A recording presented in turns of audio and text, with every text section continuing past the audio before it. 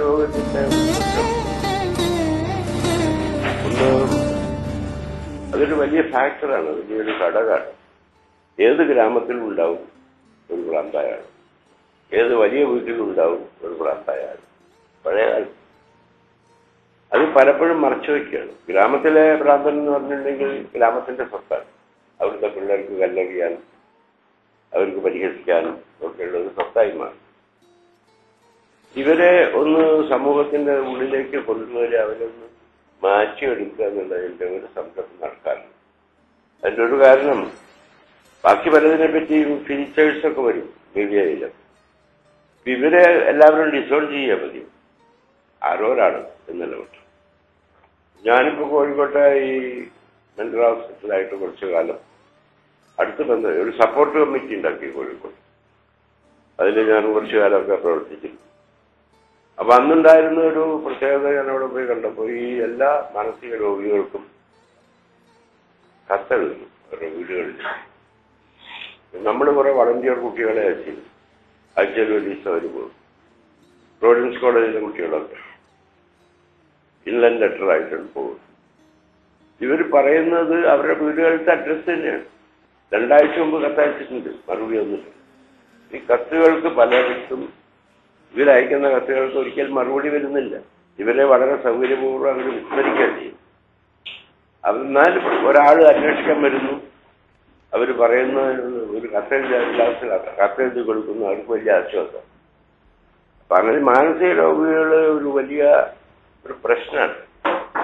അത് കാലത്തിന്റെയും സമൂഹത്തിന്റെയും ഒക്കെ ഒരു പ്രശ്നമായിട്ട് മാറുകയാണ്. അപ്പൊ അതിൽ ഇങ്ങനെ ഒരു സംഘടന ഉണ്ടായത് ചില ഡോക്ടർമാർ, ചില വളണ്ടിയർമാർ, ചില പ്രവർത്തകർ, ഇവരുടെയൊക്കെ ഒരു ഉത്സാഹമുണ്ട്. അപ്പൊ അവരുടെ ഒരു ആത്മാർപ്പണം കൊണ്ടുണ്ടാകുക, അല്ലാതെ ഒന്നും അവർക്ക് ഒരു ഭൗതികമായ ഒരു നേട്ടം ഉണ്ടാകാൻ പോകുന്നില്ല.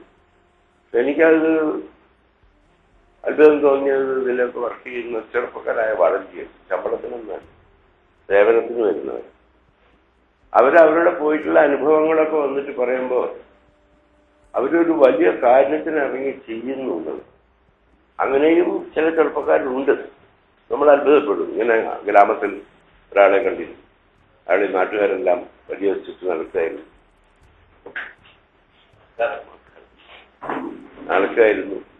അപ്പൊ എന്നിട്ട് ഈ ചെറുപ്പക്കാർ പോയി അവരായിട്ട് സംസാരിക്കുന്നു, ഈ ആളായിട്ട് സംസാരിക്കുന്നു. അപ്പൊ ഇവരുടെ ഏറ്റവും വലിയ അച്ചീവ്മെന്റ് ആയിട്ട് ഇവർ പറയുന്നത് ഈ ആളിപ്പോ മാറി, മറ്റെല്ലാവരുടെയും പരിഹാസവാക്കളായിട്ട് ഇങ്ങനെ നടന്ന ആള് അയാളിപ്പോ റെസ്പോൺസിബിൾ ആയിരിക്കുന്നു, അയാളിപ്പോ ഒരു പെട്ടിപ്പീടിയൊക്കെ വെച്ച് മാന്യനായിട്ടിരിക്കുന്നു. ഈ ചെറുപ്പക്കാരൻ വലിയൊരു തന്റെ ഒരു നേട്ടമായിട്ട് പറയുന്നു. അപ്പൊ ഇങ്ങനത്തെ വളണ്ടിയേഴ്സ്, ഇതിനുവേണ്ടി സമയം നീക്കി വയ്ക്കുന്ന ഡോക്ടേഴ്സ്, പ്രവർത്തകര്, ഇവർക്കൊക്കെ വേറെ ഇതിനൊരു മണി സോഴ്സസ് ഒന്നും ഒറ്റയ്ക്കൊറ്റയ്ക്ക് ക്ലിനിക്കുകൾ വിടാനും പറ്റില്ല. നിലവിലുള്ള ചില സ്ഥാപനങ്ങളെ ഉപയോഗപ്പെടുത്തിക്കൊണ്ട്, വളണ്ടിയർ ഫോഴ്സിനെ ഉപയോഗപ്പെടുത്തിക്കൊണ്ട് ഇതിലെന്തൊക്കെ ചെയ്യാൻ പറ്റും എന്നുള്ളതാണ് ഈ മഹാത്ത് ഇപ്പൊ അന്വേഷിച്ചുകൊണ്ടിരിക്കുന്നത്. അത് വളരെ പ്രവർത്തന ഭംഗിയായിട്ട് നടക്കുന്നുണ്ട്. മറ്റു പല ഈ മാതിരിത്തെ പല പ്രശ്നങ്ങളുണ്ട്. ഇവരൊക്കെ ഇപ്പൊ ഈ സേവനം ആയിട്ടാണ് ചെയ്യുന്നത്. എന്നും ഇങ്ങനെ സേവനമായിട്ട് ചെയ്യാൻ പറ്റുമോ? അങ്ങനത്തെ ചില പ്രശ്നങ്ങൾ വരുന്നുണ്ട്. ഈ വളണ്ടിയേഴ്സിന് എന്നും പ്രതിഫലമില്ലാതെ ഇങ്ങനെ പോയിട്ട് ചെയ്യാൻ പറ്റുമോ? അപ്പൊ ഇവരെയൊക്കെ ഒന്ന് നമ്മൾ നിലനിർത്താനുള്ള എന്തെങ്കിലും ചെറിയ ഒരു ബേസിക് സ്ട്രക്ചർ വേണ്ടേ?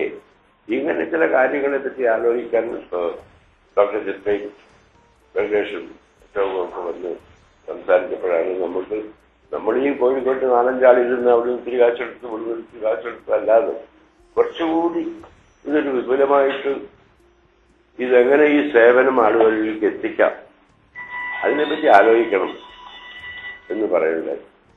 അങ്ങനെയാണ് നമ്മളിങ്ങനെ കൂടിയിരിക്കുന്നത്. ഇത് വലിയ കെട്ടിടങ്ങൾ ഉണ്ടാക്കണം, വലിയ ഇതല്ല. നിലവിലുള്ള പലയിടത്തും ചില ക്ലിനിക്കുകളുണ്ട്, അത് ഉപയോഗപ്പെടുത്തിയിട്ട് വളണ്ടിയേഴ്സിനെ ഉപയോഗപ്പെടുത്തിയിട്ട് അവരെ ഇവർക്ക് കുറച്ചുകൂടി നല്ല സേവനം, അവരെ ഒരു സമൂഹത്തിന്റെ പരിഹാസപാത്രമാക്കാതെ അവരൊന്ന് രക്ഷപ്പെടുത്താൻ പറ്റുമോ? ഇതൊക്കെ ഉള്ള പ്രവർത്തനമാണ് ഇവരെ പോലെയുള്ള ആളുകളൊക്കെ ചെയ്യുന്നത്. അതിന്റെ മറ്റ് വിശദാംശങ്ങളൊക്കെ ചിട്ടയും അശോകനും ഒക്കെ സംസാരിക്കും. അപ്പൊ അതിന് എല്ലാവരുടെയും ഒരു സഹകരണം, നിർദ്ദേശങ്ങൾ വേണം. അതാണ് ഞാൻ ഇങ്ങനൊരു നടത്താറ്.